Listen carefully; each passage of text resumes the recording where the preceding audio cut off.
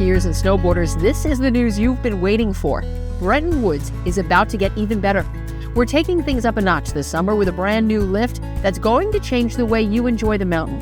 Hello everyone, I'm Céline MacArthur, your official Slopeside storyteller. Say goodbye to Betty. She's served us well, hauling skiers and snowboarders up the mountain for 35 years, but her run has come to an end. So the Betty, she's given us all she can give us, and we've got some components on it that are becoming very difficult to replace, getting very costly to replace. I'll be a little bit sad, but not really that sad.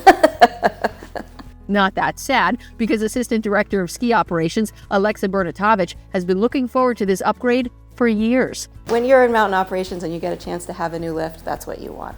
The Bethlehem Express Quad II, or BEQ II for short, is a sleek, 4-person detachable chairlift. It'll run in the same profile as Old Betty, but it'll be shorter, with the bottom terminal moving about 75 feet uphill from the current spot, and the top terminal moving downhill about 75 feet.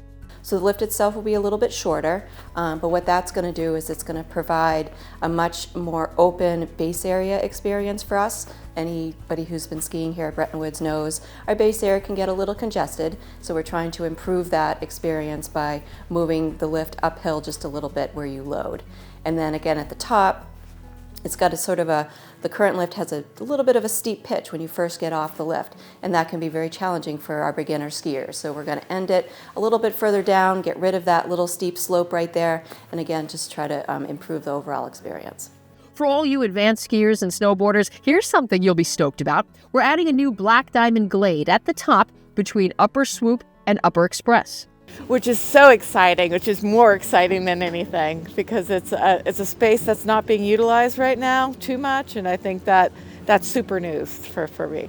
The project has already begun and should be complete by October. Stay tuned as we cover this build from start to finish, and if you have any questions, send them my way, and we'll see you here.